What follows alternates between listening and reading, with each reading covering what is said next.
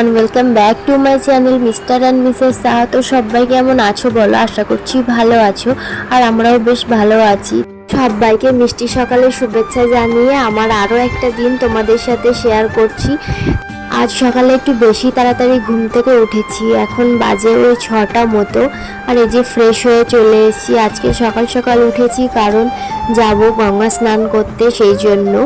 আর এই যে দেখো, আমার সোনা বাবাটাও ঘুম থেকে উঠে গেছে, আর ও কিন্তু আমার আগেই ঘুম থেকে ওঠে প্রত্যেক দিন। আর উঠে যে বিছানায় শুয়ে শুয়ে খেলা করছে। তারপর বিছানাটাকে ঝটপট পরিষ্কার করে নিলাম। এবার রেডি হয়ে সবাই মিলে বেরোবো। মা, আমি, দিদা সবাই যাবো, আর বাবুকে তো নিয়ে যেতেই হবে। এই যে দেখো, বেরিয়ে পড়েছি আর যাচ্ছি হচ্ছে গঙ্গা স্নান করতে।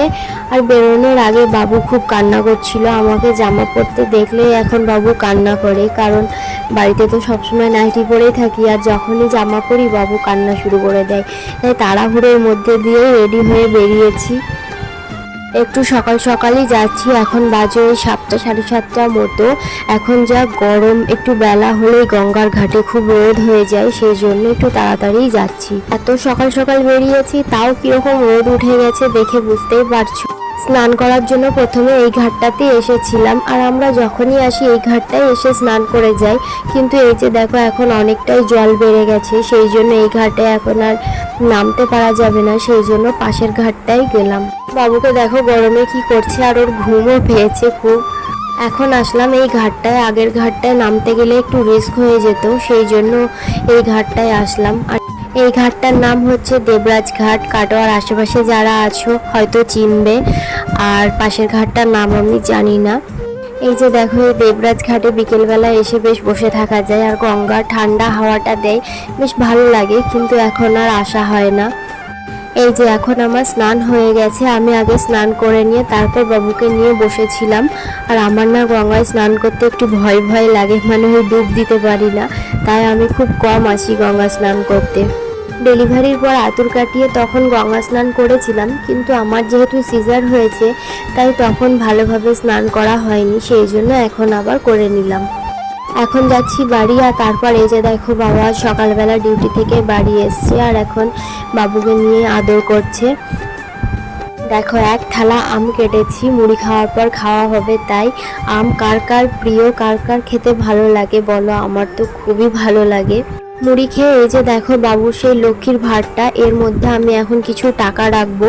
এগুলো বাবুরই টাকা, মানে বাবুকে টুকটাক করে যে টাকাগুলো দেওয়া হয় সেইগুলো এখন আমি এর মধ্যে রাখছি। ভাবলাম ফালতু খরচা করার থেকে এখন রাখা থাক, অনেকটা পরিমাণে হলে তখন পরে বাবুর জন্যই কিছু একটা করা যাবে। তাই এই যে দেখো, টাকাগুলো এর মধ্যে রেখে দিলাম। তারপর বাবুর জামাগুলো একটু গুছিয়ে দিলাম, যেই জামাগুলো পরিয়ে বাবুকে বাইরে নিয়ে যাই সেইগুলো একটু গোছাচ্ছিলাম। দেখো কীরকম অগোছালো হয়ে আছে, তাই এগুলোকে একটু গুছিয়ে দিলাম। দুপুরে খাওয়া দাওয়ার পর বাবু এখন ঘুমাচ্ছে। তো চলো, এই সময় আমার নিজের বানানো কিছু ব্লাউজ তোমাদেরকে দেখাই। তো তোমরা ব্লাউজগুলো দেখতে থাকো, আর কেমন করতে পেরেছি সেটা কিন্তু জানিও। আমি কিন্তু কোনো প্রফেশনালি কাজ করি না, বাস শুধু একটু জানি, তাই নিজের জন্য কয়েকটা বানানোর চেষ্টা করেছি। কিন্তু হ্যাঁ, যেগুলো ভালো শাড়ির ব্লাউজ সেগুলো কিন্তু আমি নিজে বানাই না, সেইগুলো এখানে একটা দিদিকে দিয়ে বানাই। এখানে যে কয়েকটা দেখছো এগুলো আমিই বানিয়েছি, আর ডিজাইনগুলো না পরার পর বেশি ভালো বোঝা যায়। তো তোমাদের কেমন লাগলো বলো? হয়তো অতটাও পারফেক্ট হয়নি, কিন্তু তবুও চেষ্টা করেছি। তো কেমন লাগলো অবশ্যই বলবে। বিকেলবেলা রেডি হয়ে বাবুকে নিয়ে বেরোলাম, একটু ঘুরিয়ে নিয়ে আসবো, ওই আশ্রমের দিকেই যাব। ঘরের মধ্যে খুব গরম করছিল ভেবে বাইরে গেলাম একটু ঘুরিয়ে নিয়ে আসতে, কিন্তু বাইরেও এত গরম যে বাবু আজকে বাইরেও থাকলো না, একটুখানি পরেই কান্না করছিল, সেই জন্য আবার তাড়াতাড়ি বাড়ি চলে এসেছি।